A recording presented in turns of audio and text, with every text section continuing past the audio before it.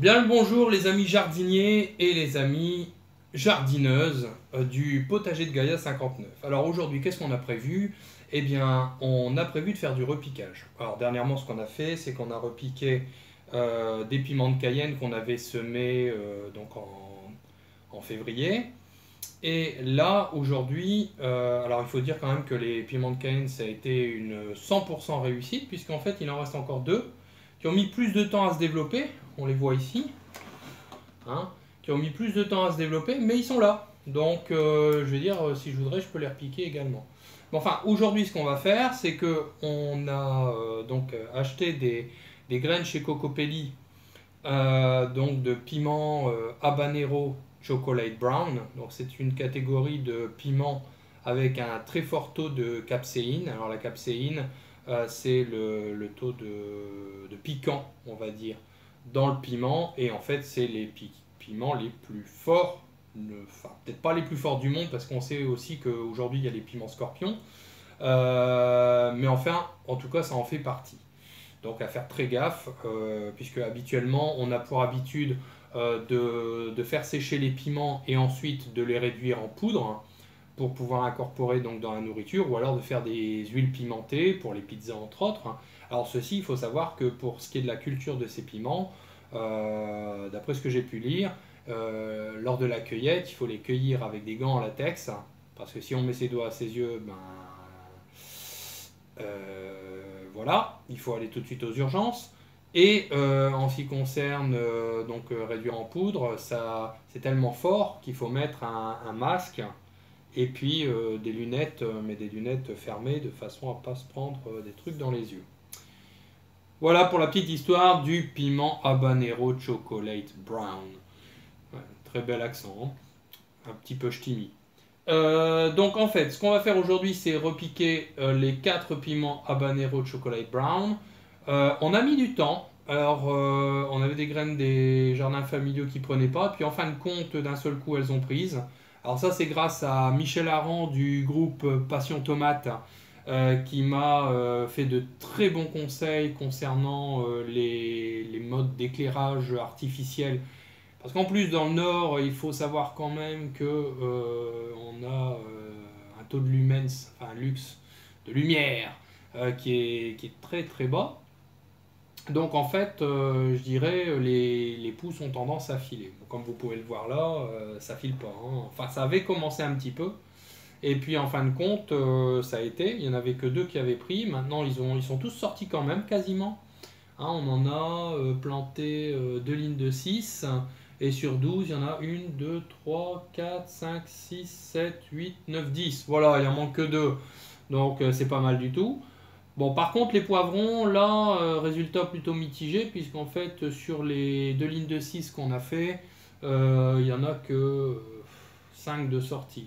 Il y en a un, mais là, c'est même pas la peine, hein, puisqu'il n'y a même pas de feuilles, on ne sait même pas pourquoi il est sorti.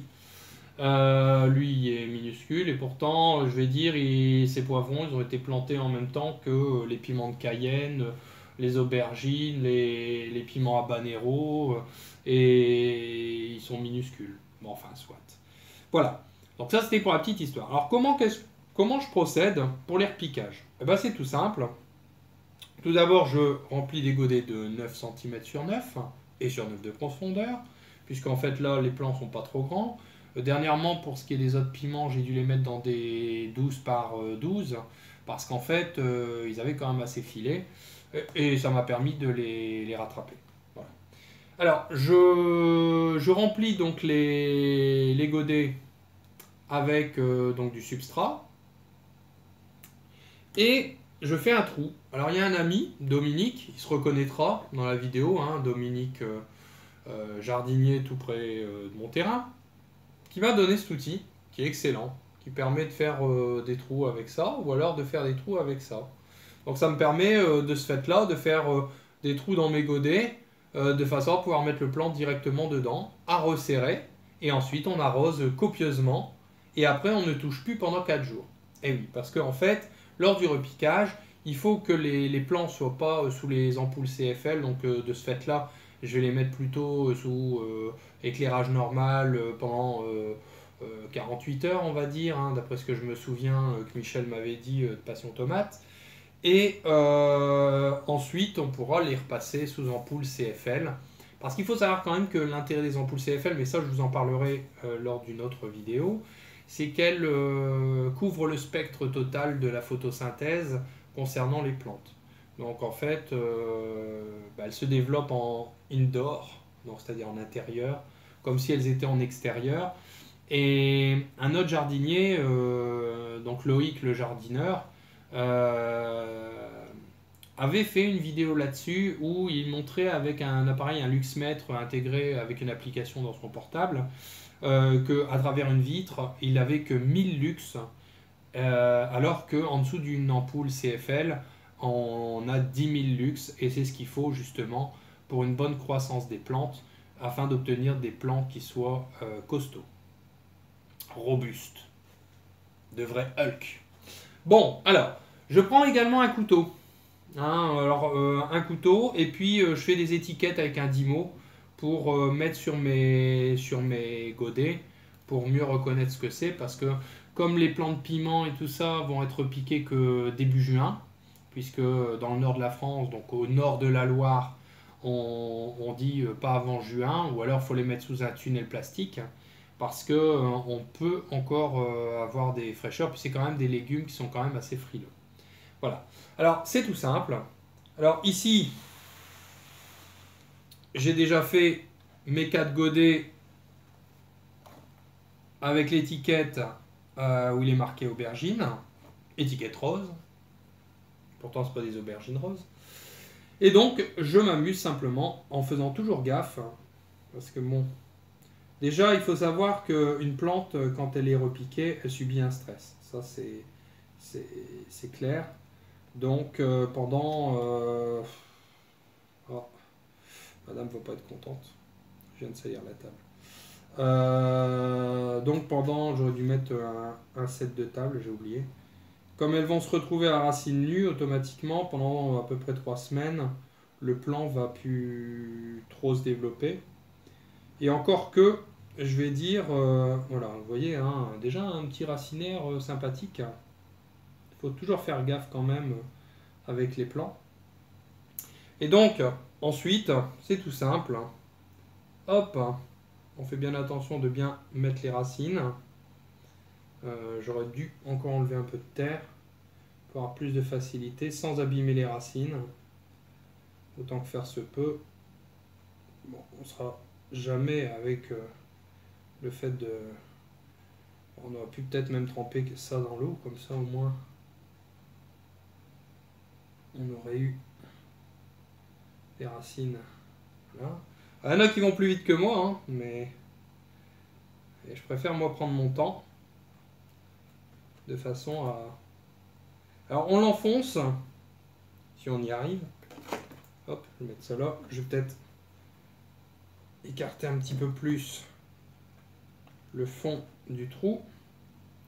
Et on enfonce le pied d'aubergine au plus profond. C'est-à-dire, normalement, vous voyez, j'aurais dû même mettre des pots peut-être plus grands. Parce que, en fait, normalement, on l'enfonce jusqu'au cotylédon. Et là, le cotylédon, il est encore... Donc, on rajoutera un petit peu de terre autour. Voilà. Voilà. Alors, les autres, ils sont un peu plus petits. Donc, on devrait savoir l'enfoncer jusqu'au cotylédon. Mais là, pour le premier, ça a été un petit peu raté, mon explication. Alors, il faut savoir que Michel m'a dit ensuite, tu arroses. Alors moi, j'ai dit, allez, ce sera... Tu arroses avec quelques jours d'intervalle. Tu arroses donc copieusement au départ, hein, quand tu as fait ton repiquage. Puis après, tu peux arroser par la suite. En alternance, tu fais... t'arroses avec du BioRoots. C'est un stimulateur racinaire. Donc tout à fait naturel, hein, bio, à base d'huile essentielle entre autres. Et puis quelques jours après, tu arroses avec un engrais à base de potasse. Donc un engrais à base de potasse, de la vinasse de betterave. Hein. Lui, en fait, il arrive à avoir auprès de quelqu'un de la vinasse de betterave issue de betterave sucrière. Voilà. On enfonce bien le plan et on remet. Je remettrai de la terre de façon à ce que tout le tour on ait de la terre jusqu'à hauteur des cotylédons. Voilà. Alors les autres plants sont beaucoup plus petits, donc ça va aller beaucoup plus. On va pas dire que ça va aller plus vite, mais. Alors on va pas pouvoir. J'ai fait 4 pots, hein, donc je vous fais voir pour ces 4 pots là.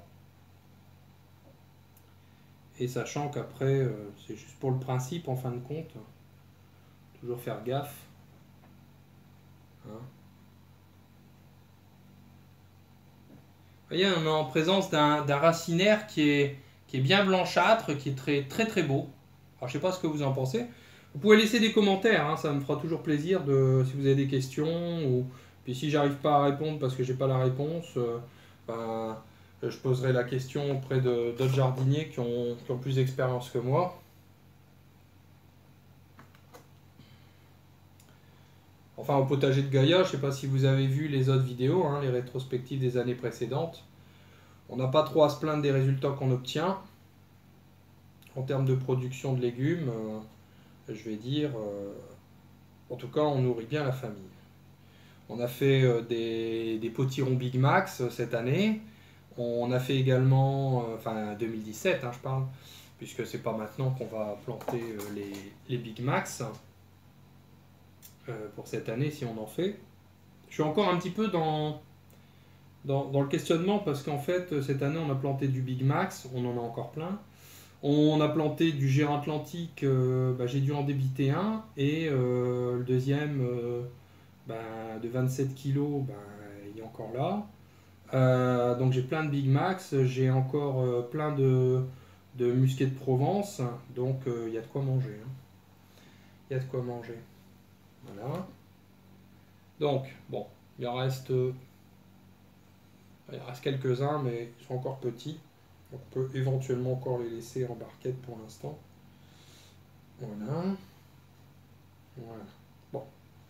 Je vous ai montré pour les aubergines, bon, sachant, comme je vous disais tout à l'heure, que je vais remettre un peu de terre autour par rapport aux deux premiers, parce qu'ils sont un petit peu plus grands. Alors, on va faire tout de suite les piments habanero. Les étiquettes, on les mettra après.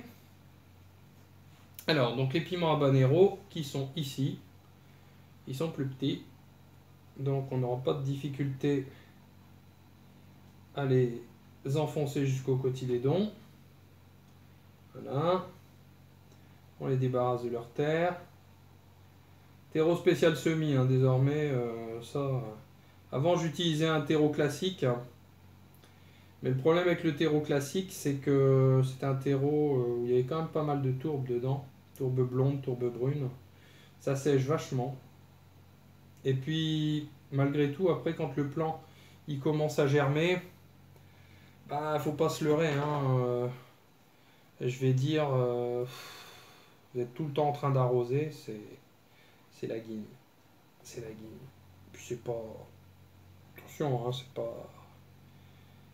c'est pas que c'est embêtant d'arroser, mais je vais dire... pour le plan, c'est pas non plus très bon d'être toujours en situation de stress, hein, et puis de toujours être à la merci de... Bon, puis un excès d'eau, c'est pas bon non plus, hein. Faut le savoir. Hein. Un excès d'eau, ça peut être la fonte des semis. Hop. Vous voyez, même dans du terreau de qualité, qu'on paye un certain prix, des fois il y a des petits morceaux quand même, petits morceaux de bois. Quand même un paquet qui était assez cher quand même.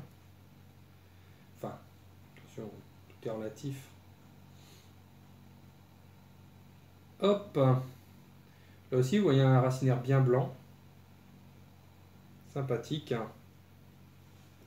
On le repique au niveau cotylédon. Voilà. Hop. Alors, je vais peut-être vous faire voir ça d'un peu plus près pour les deux derniers plans.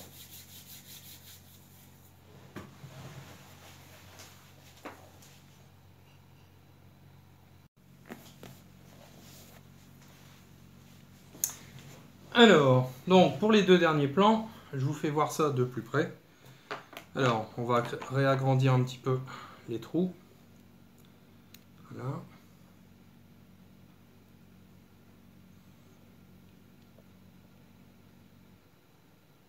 Avec cet outil, hein, vous voyez que je vous ai montré tout à l'heure, mais d'assez loin.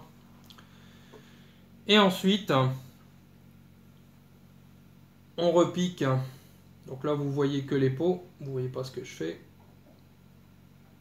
Hop, on soulève la petite motte de terre. On débarrasse la motte de la terre qui colle. Voilà. Et donc, vous voyez, le petit plan, on fait toujours gaffe. Hein, donc, on voit bien les racines. Et, hop, on enfonce. Hop, voilà.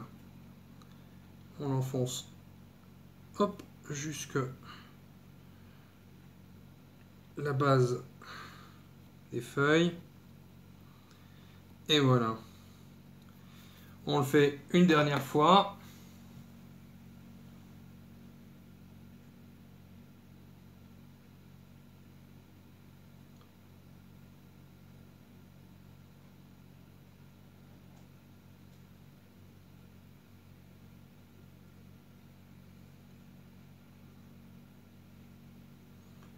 Voilà.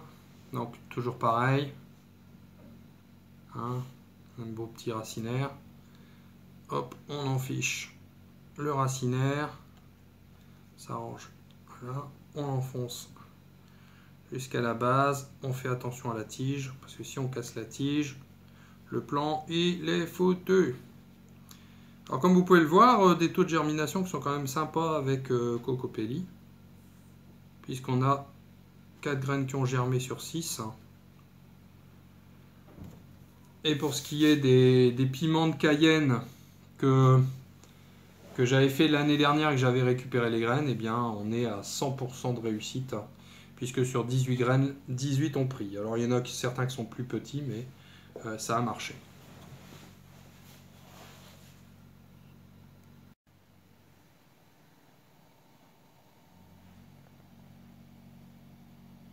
Donc vous voyez, les plants sont bien repiqués. On va remettre un petit peu de terre autour de ces deux plants-ci, d'aubergine. Et les piments habanero sont bien repiqués. Voilà. Alors,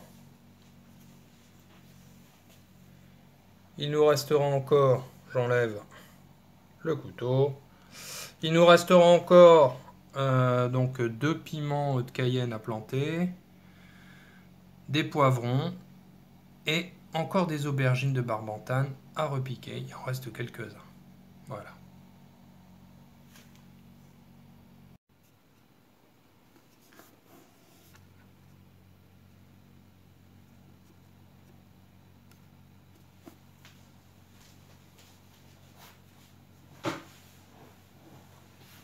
Voilà, c'est fait. Le repiquage est effectué.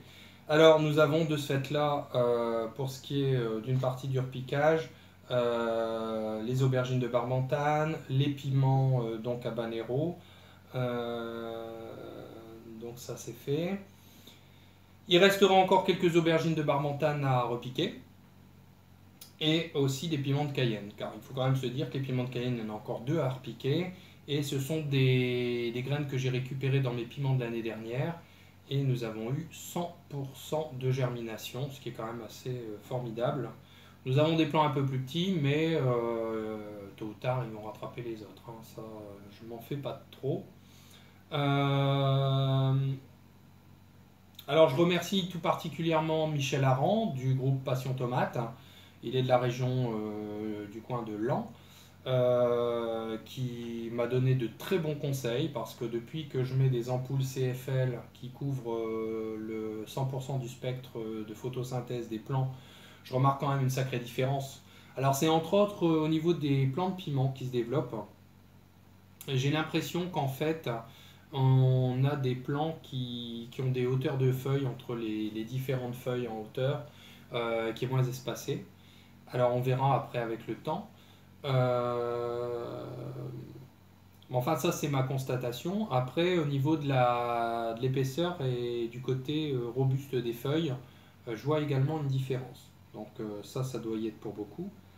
Euh, donc, il y a eu aussi ce conseil qui m'a été donné donc d'arroser avec du BioRoots, qui est en fait un stimulateur racinaire.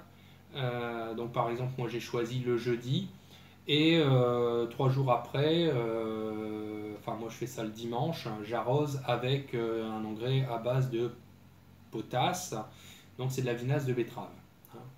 Donc c'est tout à fait naturel, c'est un engrais biologique, hein. Ça permet de faire que le plant soit costaud pour quand vous allez le repiquer. Par exemple pour nous au nord de la Loire, je le repique début juin, tout début juin. Euh, voilà. Hein, pour pas que ça baigne dans l'eau non plus, je mets ça sur une butte de manière à ce que le plant de piment ne baigne pas dans l'eau. Voilà. Qu'est-ce que j'avais d'autre à dire avant qu'on se quitte? Alors, si vous avez aimé cette vidéo, n'hésitez pas donc à mettre un petit pouce bleu. N'hésitez pas non plus à laisser un commentaire, ça fait toujours plaisir. Hein, si vous avez des questions. Alors, si je ne suis pas en mesure de répondre, eh bien, je m'attellerai à essayer de savoir auprès de personnes plus, plus aguerris, enfin plus experts, hein, et je vous donnerai la réponse. Je donc vous ferai découvrir également un nouvel outil que j'ai fabriqué, enfin que m'a fabriqué suite à une idée que j'ai eue grâce à des vidéos sur internet. C'est ce qu'on appelle le véloculteur. Alors moi je l'ai amélioré par rapport à ce que j'avais pu fabriquer au départ, grâce aussi à des conseils et des photos de Bidima qui se reconnaîtra, qui est du Cameroun. Et grâce à ces photos, j'ai pu remarquer que j'avais fait certaines erreurs dans mon véloculteur, ce qui ne me permettait pas de pouvoir le peaufiner, le terminer. Et là, c'est fait. Donc ça va me faire gagner du temps, ça va surtout, puisque j'étais opéré quand même du dos en 2008, ça va me faciliter la vie. Mais pour autant, je dirais ça ne retourne pas le sol. Ça ne perturbe pas de ce fait-là, parce que les 30 premiers centimètres, enfin les premiers centimètres du sol sont les plus importants, puisqu'on a une vie, des bactéries, toute une vie qui grouille, et que si vous faites n'importe quoi, ça la détruit. Et puis après, bon, ben, je vous laisse, euh, je vous laisse imaginer les soucis que ça peut engendrer sur les cultures. Et nous, on veut un sol vivant. Pour nous, c'est important. Enfin, pour moi en tout cas. Donc, grâce aux conseils, je dirais que j'ai autour de moi, à ce que j'ai pu remarquer, euh, eh bien, je m'améliore d'année après année. Là, les plants de tomates que j'ai fait, je vous ferai un petit topo par rapport aux semis que j'ai fait tout dernièrement. On a des plantes, enfin des graines qui prennent plus facilement que d'autres. Euh, Est-ce que c'est dû aux fournisseurs? Est-ce que c'est dû à d'autres raisons? Je ne sais pas. Bon, je ne me l'explique pas. On verra ça d'ici quelques jours quand j'aurai fait le point. Voilà. Eh bien, nous avons fait le tour. C'est pas bien compliqué, comme vous pouvez le voir. Alors, on prend quand même son temps parce que bon, on va pas non plus, on casse pas tout. Je prends mon temps avec vous parce que si vous avez besoin de voir des choses en détail. Alors, n'hésitez pas non plus d'utiliser les commentaires en dessous pour me dire ce que vous aimeriez voir sur le potager de Gaïa, des techniques, comment je fais ceci ou comment je fais cela. Sera toujours un plaisir pour moi. Si vous-même vous avez des, des astuces à communiquer, la chaîne est là pour ça. Alors oui, en réponse à certains, j'ai pu voir sur leurs vidéos des plans qui filaient. Je ne saurais leur dire qu'une chose, deux choses. C'est qu'un plan qui reste derrière une fenêtre, déjà aura tendance à filer, surtout dans le nord de la France. C'est clair, puisque comme je vous disais en début de vidéo, c'est le nombre de lumens, de lux, hein, c'est pareil. Donc il faut 10 000. Si vous n'avez pas la lumière mais que vous avez la chaleur, vous aurez un plan qui va filer, ça c'est inévitable. Donc n'hésitez pas à investir un peu, hein, soit dans des tubes turbo-néon ou alors dans du LED, mais c'est très cher. Après vous économisez en électricité, mais c'est très très cher à l'achat. Moi j'ai opté pour les ampoules CFL avec des réflecteurs. J'en suis tout à fait content, puisque j'ai pu remarquer quand même que mes plants étaient au niveau des feuilles plus costauds. Et que mes plants filaient pas. Alors ils ont pu filer un peu au début, mais après ils ont filé parce que j'ai pas encore reçu mes ampoules. Donc là maintenant c'est bon. Voilà, bah, je pense avoir tout dit. Sinon je reviendrai peut-être sur certains points par la suite. Donc je vous ferai découvrir la grelinette, différents outils que j'utilise au jardin. Alors c'est comme toujours, hein, au jardin, au début on achète beaucoup de choses, et puis en fin de compte, après avec les années, on se rend compte que c'est plus ou moins toujours les mêmes choses qu'on utilise. Cependant, on essaye d'améliorer les choses, de se faciliter la vie, d'être un peu plus créatif, hein, encore plus. Ne pas faire, je dirais, comme les autres forcément, mais vouloir faire un lieu où on peut se poser, être bien, parce que c'est aussi ça, hein, le jardinage c'est du taf, hein, faut pas se voiler la face, mais en même temps il faut savoir s'arrêter, faire un break, et puis se poser. Et puis c'est pour cela aussi que cette année on mettra encore plus de bulbes, de façon à avoir des parterres de fleurs un peu partout, pour que les pollinisateurs, les abeilles, les bourdons et autres pollinisateurs puissent être dans un véritable paradis. Et qui dit butinage de fleurs, dit aussi butinage des fleurs de légumes, hein, les courgettes, les potirons, enfin tout ce qui nécessite d'être butiné, et de ce fait-là, une production plus accrue.